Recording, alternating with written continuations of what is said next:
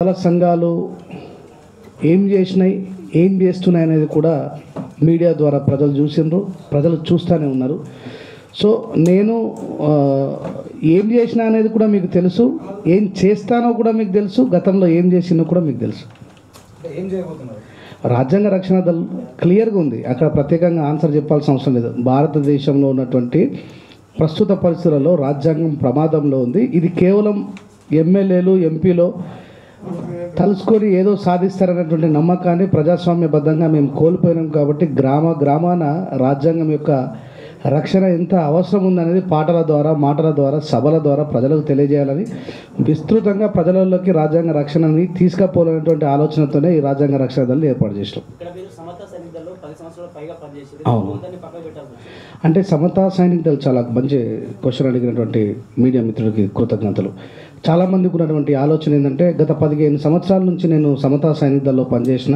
ఒకానొక సందర్భంలో నేను మరణించిన తర్వాత నా డెడ్ బాడీని కూడా సమతా సైనిక దళం పేరు మీద మెడికల్ కాలేజ్కి డొనేట్ చేస్తా అని నేను గతంలో కూడా ప్రామిస్ చేసిన. బట్ కాకపోతే సిద్ధాంతానికి విరుద్ధంగా నేను ఐ లవ్ వెరీ మచ్ సమతా సైనిక దళం. బాబాసాహెబ్ అంబేద్కర్ గారు స్థాపించిన మాతృ సంస్థలో 15 సంవత్సరాల సుదీర్ఘ ప్రయాణాన్ని చేసినందుకు నేను ఒక సైనికుడిగా గర్వపడుతున్నా, ఆనందిస్తున్నా.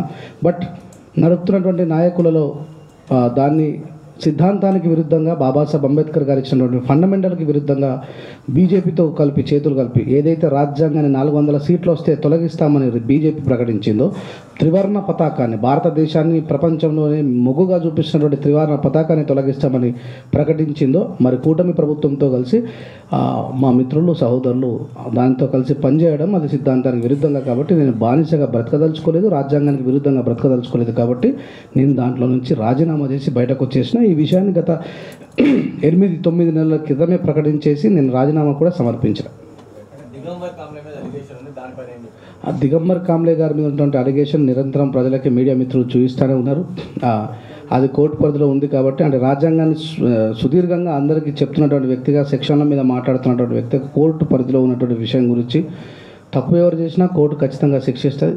అది మనం చూస్తూనే వస్తున్నాం. కోర్టు పరిధిలో ఉన్నటువంటి విషయాన్ని మాట్లాడడం అనేది సరైనటువంటి విషయం కాదు. కాబట్టి కోర్టు ఏది చేస్తే దానికి మేము కూడా కట్టుబడి ఉంటామని తెలియజేస్తున్నాం. నా పేరు రెంజర్ల రాజేష్ అండి. సారీ, నేను ఫౌండర్ అయిన అధ్యక్షుడిని, వ్యవస్థాపక అధ్యక్షుడిని సార్. నేను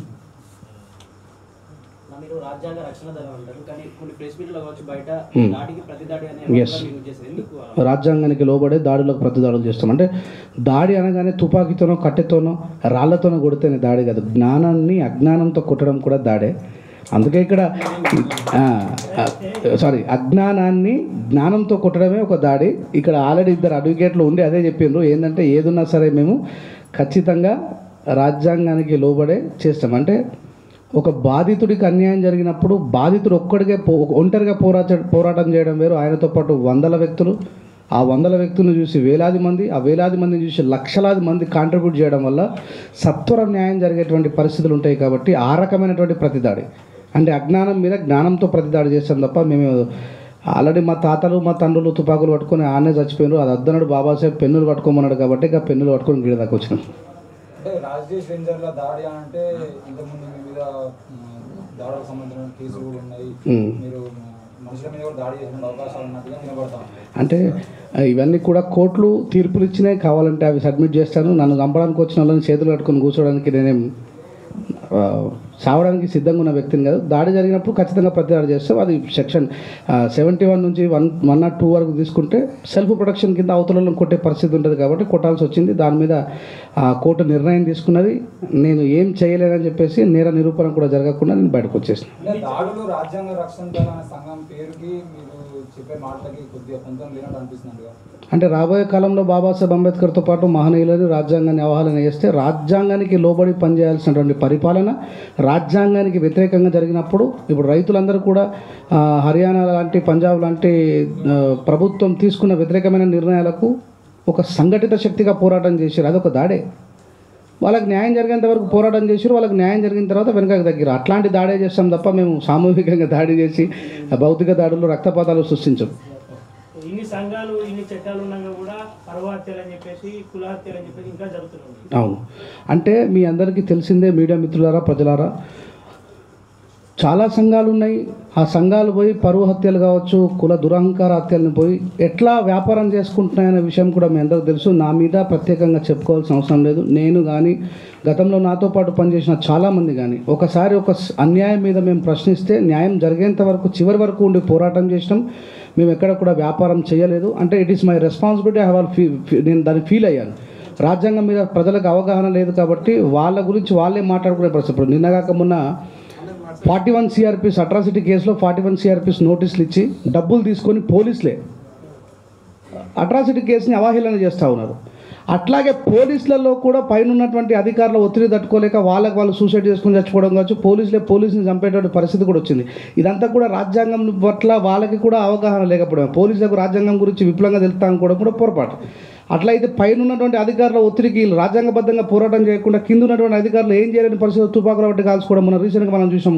ఒక ఎస్ఐ గారు చెరువు మీనే మందు తాగి పాపం అదేంటి పురుగుల మందు విషం సేవించి మరణించడం. ఇదంతా కూడా రాజ్యాంగం పట్ల వాళ్ళకి అవగాహన లేకపోవడమే. ఇప్పుడు మన పైన ఉన్నటువంటి 2 అడ్వకేట్లు చెప్పారు, ఎవరైనా సరే కోర్టు ముందర అందరికీ సత్వర న్యాయం కానీ సమానమైన న్యాయం జరగాలంటే ఆ న్యాయపరమైనటువంటి పోరాటం చేయాలి.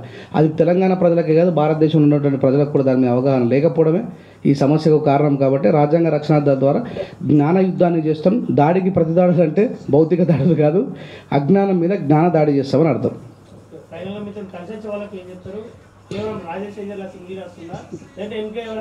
100%. Thank you very much. మళ్ళీ క్వశ్చన్ అడిగినందుకు. ఏ రాజకీయ నాయకుడు లేడు, మళ్ళీ చెప్తున్నా, నేను ఏ రాజకీయ నాయకుడికి వత్తాసు పలికే వ్యక్తిని కాదు, మీకు తెలుసు.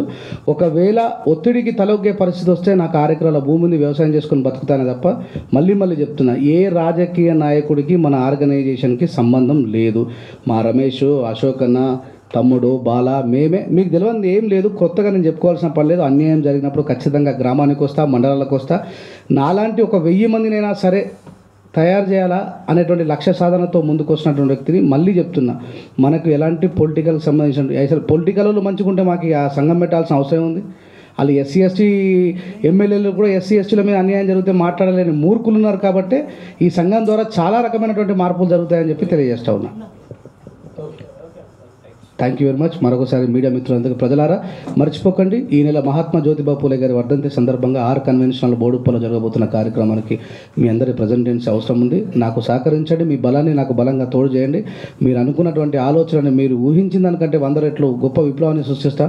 నాతో పాటు ఈ స్టేజ్ మీద కూర్చున్నటువంటి నా శ్రేయోభిలాషక మిత్రులందరికీ కూడా హృదయపూర్వకంగా ధన్యవాదాలు తెలియజేస్తూ అందరం 28వ తారీఖున కలుద్దాం. Thank you very much. జై భీమ్, జై భారత్, జై సంవిధాన్.